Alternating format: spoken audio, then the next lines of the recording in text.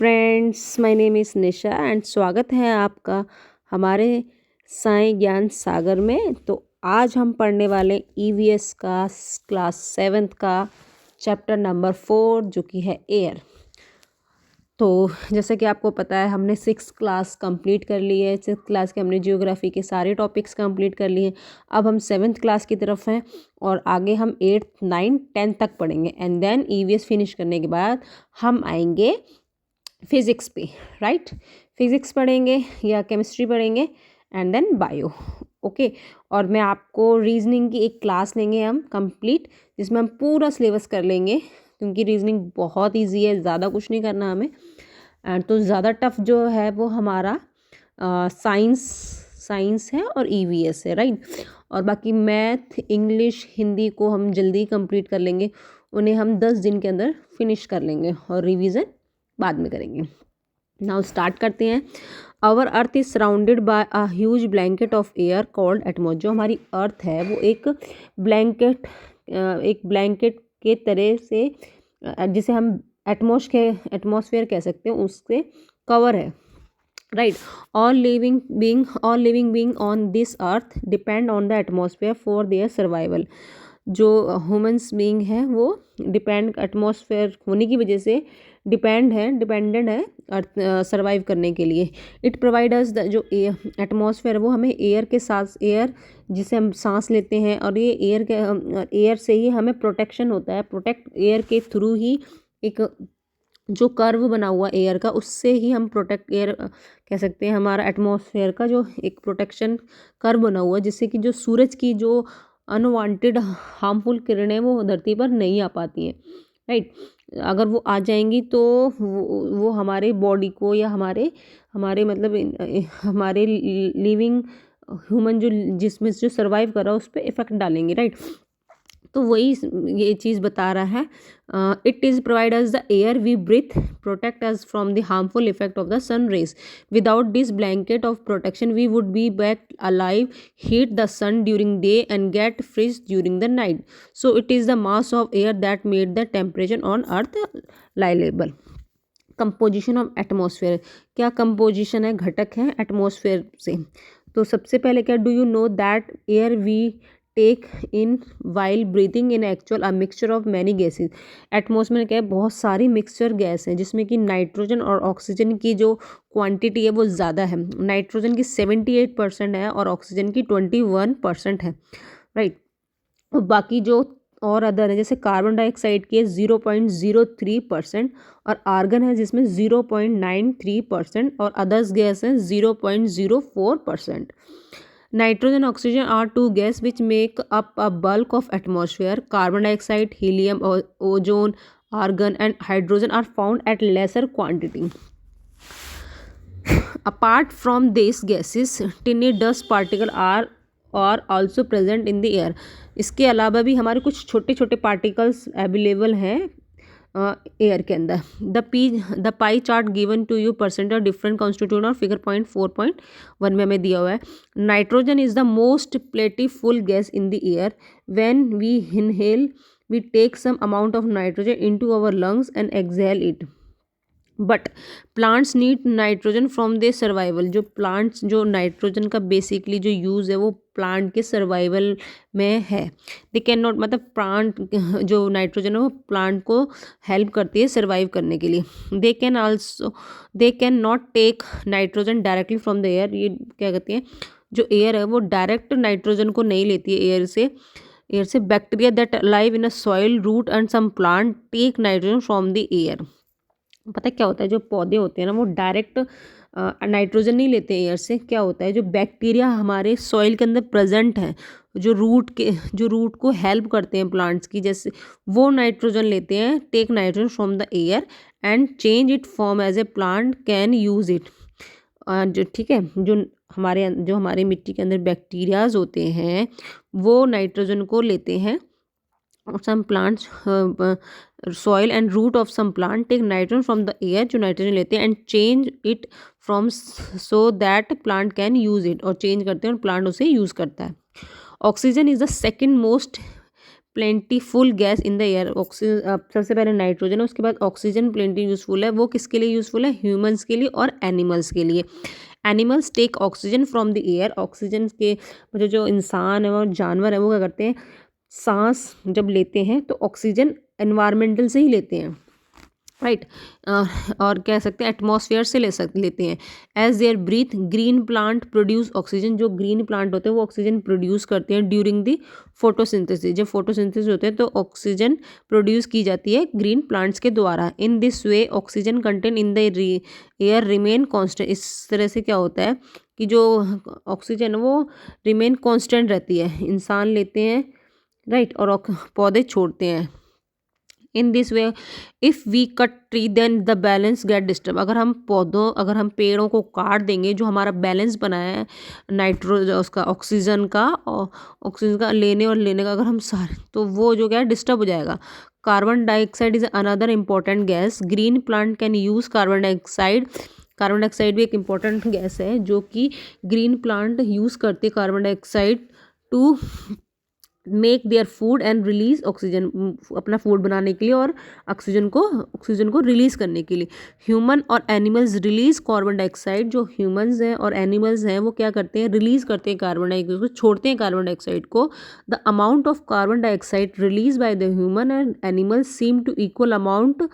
जो अमाउंट है carbon dioxide का रिलीज बाय द ह्यूमन और एनिमल्स के जो छोड़ते हैं, equally amount used by the plant. मतलब दोनों का बैलेंस है, प्लांट्स और ह्यूमंस का, which make a perfect balance. However the balance is upset by the burning of fuels. ये जो बैलेंस है अपसेट हो जाता है, डिस्टर्ब हो जाता है जब हम फ्यूल्स को बर्न करते हैं, such as coal and oil.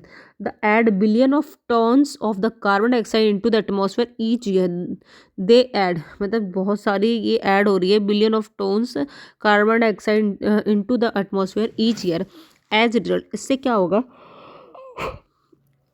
Increased volume of the carbon dioxide affect the earth weather and climate. जो अगर ज़्यादा कार्बन डाइऑक्साइड इंक्रीज हो जाती है हमारे इन्वायरमेंटल, तो क्या होगी, जो हमारा अर्थ का वेदर और क्लाइमेट है वो उसको डायरेक्टली इफेक्ट करेगी। ठीक है, अभी हम जब तक एक बार ये पढ़ लेते हैं जो ग्रीन में दिया हुआ या ब्लूइश में दिया हुआ, देखते हैं, ये भी इंपॉर्टेंट होता है। Carbon dioxide release in atmosphere create a green house effect. जब कार्बन डाइऑक्साइड रिलीज होती है एटमॉस्फेयर के अंदर तो एक ग्रीन हाउस इफेक्ट जनरेट होता है, इफेक्ट क्रिएट होता है। Effect by the tapping the heat radiate from the अर्थ। जो अर्थ के अंदर जो हीट है वो रेडिएट होती है। It is therefore called green house gas. इसे ग्रीन हाउस गैस कहते हैं। एंड वो without it the earth would not have been cold to alive in.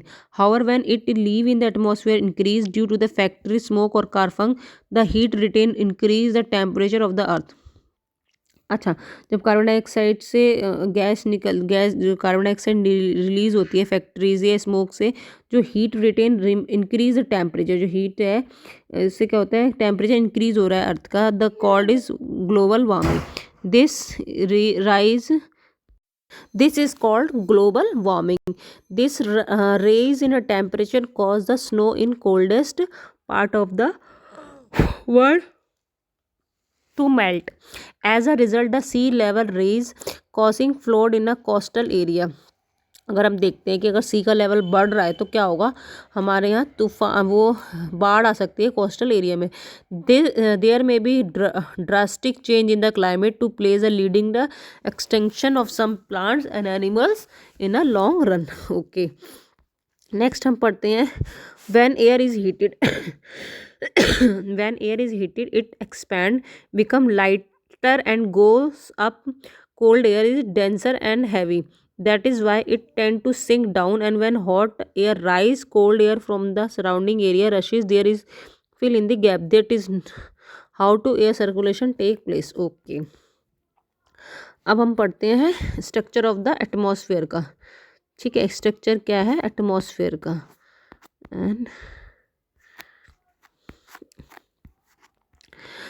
Structure of the atmosphere, over atmosphere is divided into 5 layer. जो हमारा atmosphere है वो divide होता है 5 लेयर्स में।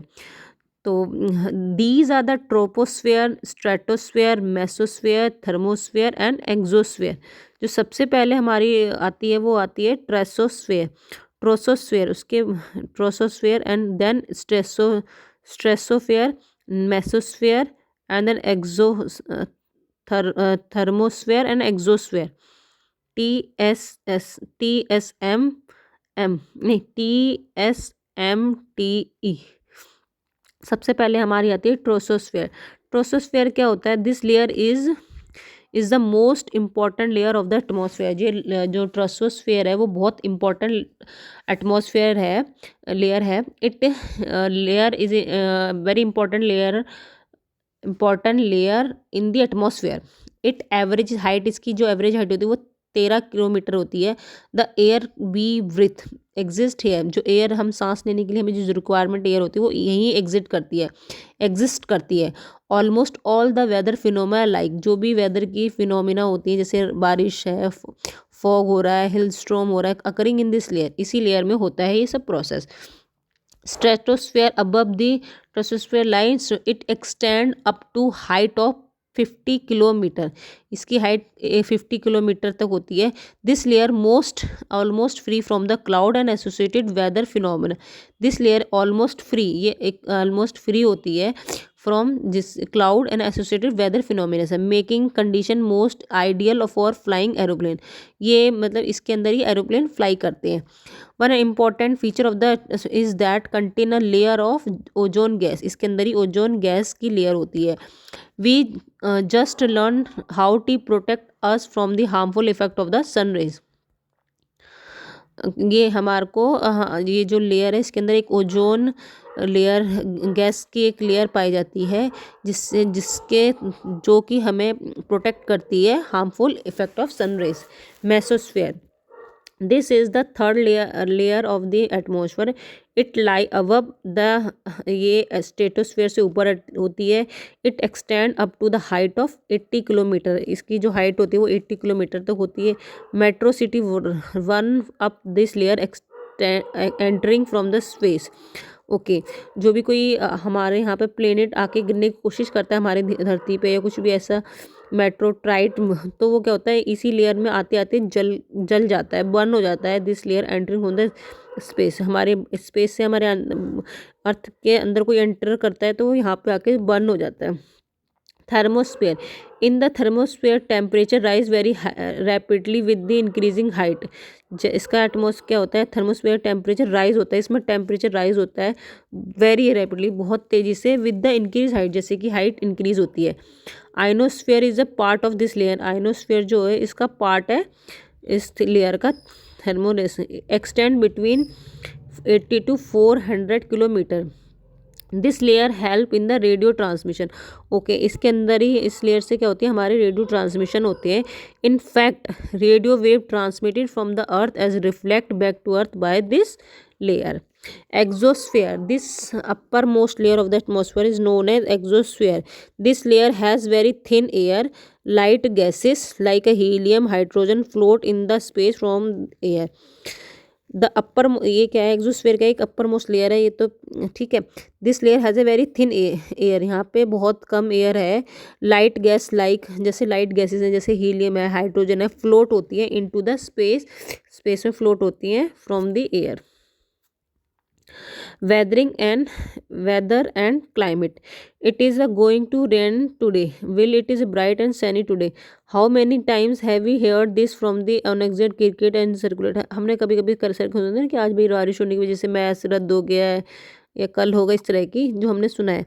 तो weather is the hour to hour, day to day condition of the atmosphere.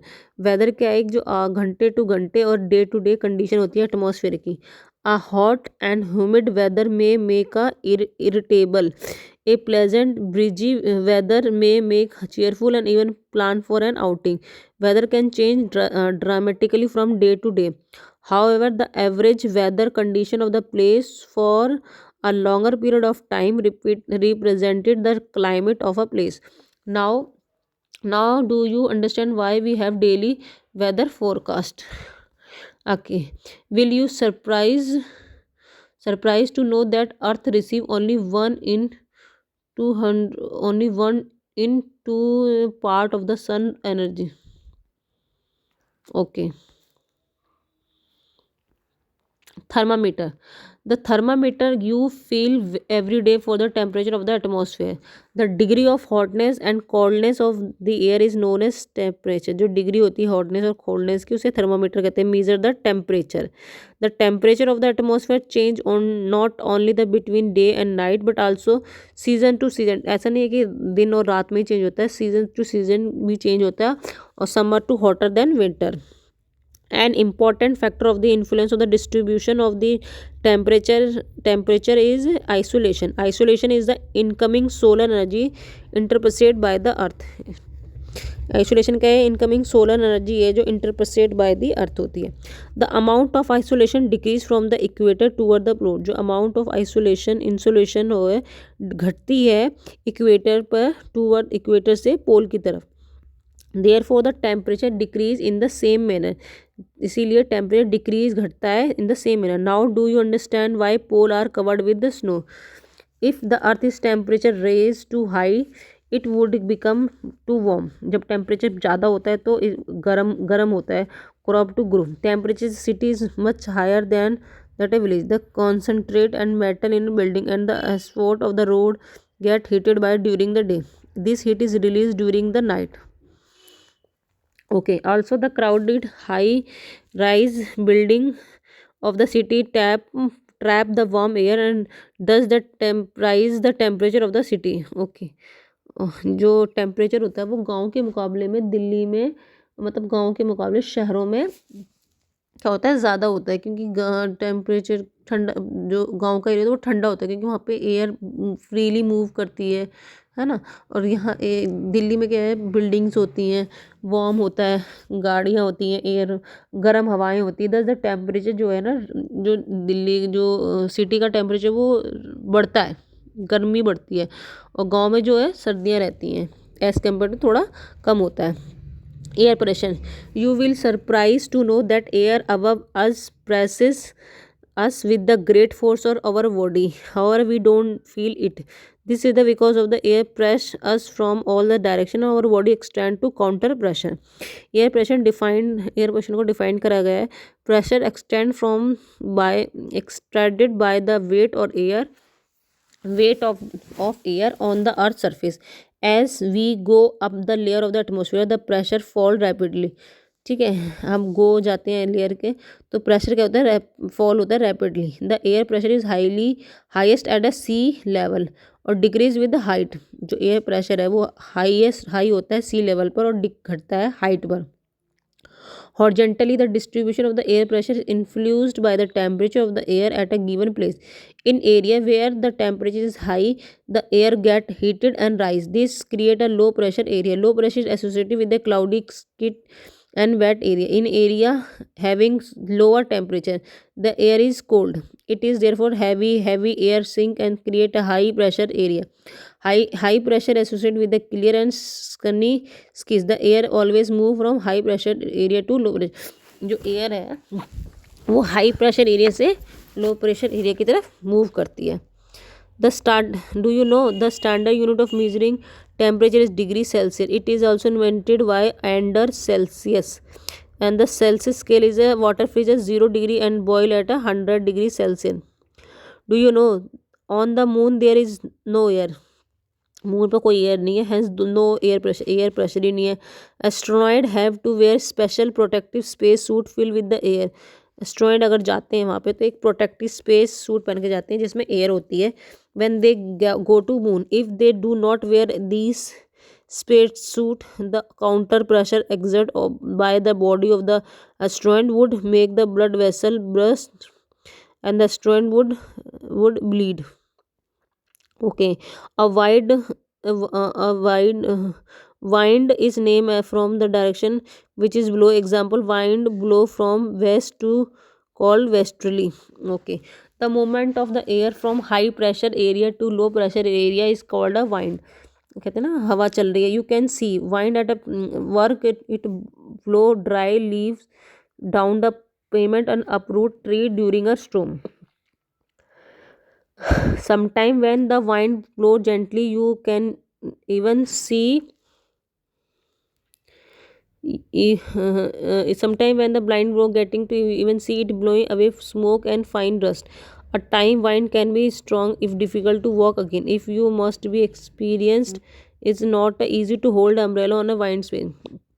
Things example of strongly wind create a problem for you. Wind can be divided into three type. अच्छा, ये बोल रहा है कि भाई जो वाइंड होती है, जो वो होती है, वो हाई प्रेशर से लो प्रेशर की तरफ चलती है। जो वाइंड तेज होती है तो हम, अब तुमने कभी फील करा होगा ना, अगर हवा चल रही है और हमारा छाता हम होल्ड नहीं कर पाते, even we can not be easily to stand, हम भी उस हवा के झोंके की तरफ बढ़ने लगते हैं। जो strongly wind create a problem, बहुत जो स्ट्रांग वाइंड होती है वो हमें प्रॉब्लम क्रिएट करती है। जो वाइंड होती है ना वो तीन टाइप की होती है, परमानेंट वाइंड, सीजनल वाइंड या local wind. The train wind, जो वेस्ट लाइन ईस्ट लाइन, जो हवाएं हैं वो वेस्ट से ईस्ट की तरफ चलती हैं। द परमानेंट वाइंड, अब देखते हैं हम परमानेंट वाइंड कहाँ है। लो प्रेशर से हाई प्रेशर की तरफ चलती है। Season, these wind change their direction in the different season. From example monsoon in India, local wind the blow only during the particular period of the day in a year. For example, land and sea breeze. You recall the hot and dry local wind northern plain of area. It is called लू। अच्छा, लो से high pressure की तरफ, तो यहाँ लो तो high pressure की तरफ, फिर लो से हाई प्रेशर की तरफ। हाई प्रेशर है, हाई से लो, हाई से लो, हाई से लो, ये हाई से लो जाते हैं, हाई से लो जाती है, और हाई से नीचे की तरफ लो, और नीचे हाई प्रेशर होता है तो लो। ठीक है। Clone natural disaster, natural Odisha is astern local, जो भाई बे ऑफ बंगाल में आया था ना, 18 अक्टूबर 1999 में आया था। Cyclone hit 5 districts of the state. Another super cyclone occur in 29 और that is a devastate large portion of the state. The damage cost were they mainly due to 3 factor. Wind velocity इसकी तेज थी, rain थी, और tidal surge. The wind up to 360 kilometre, जो उसकी speed थी वो 360 किलोमीटर तक आया था।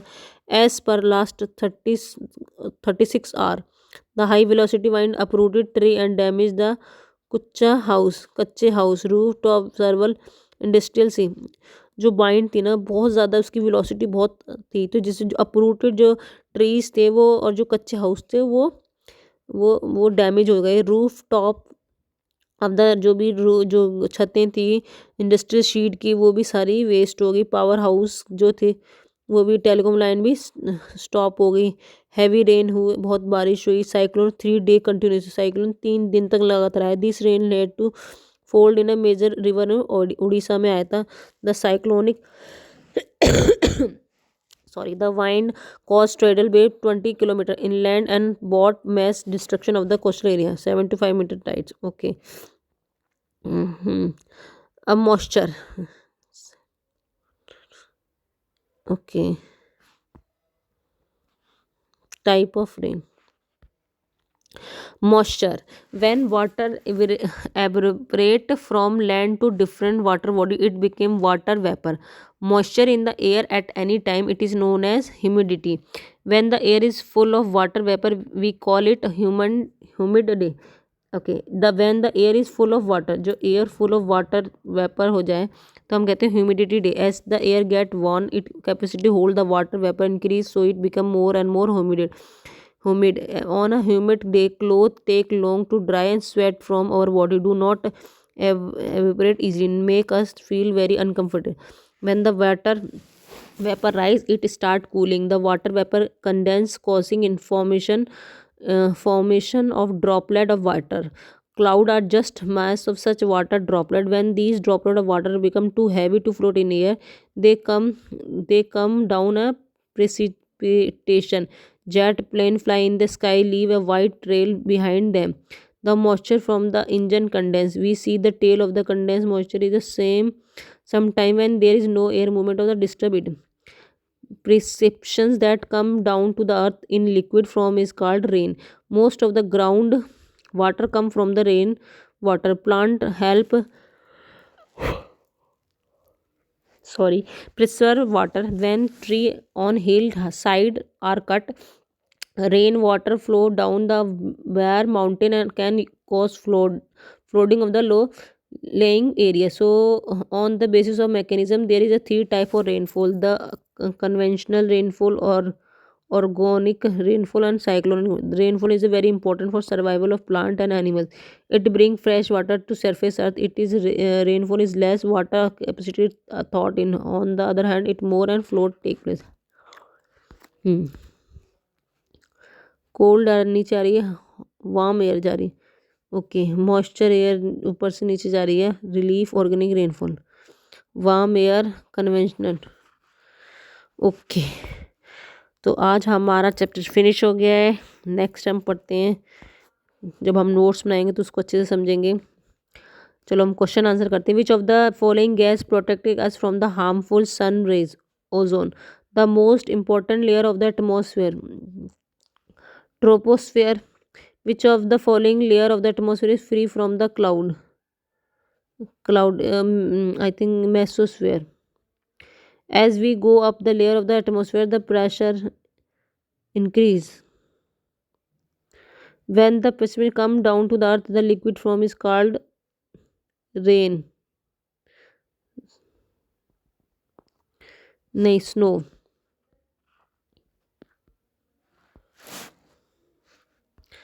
Okay friends, bye bye, take care.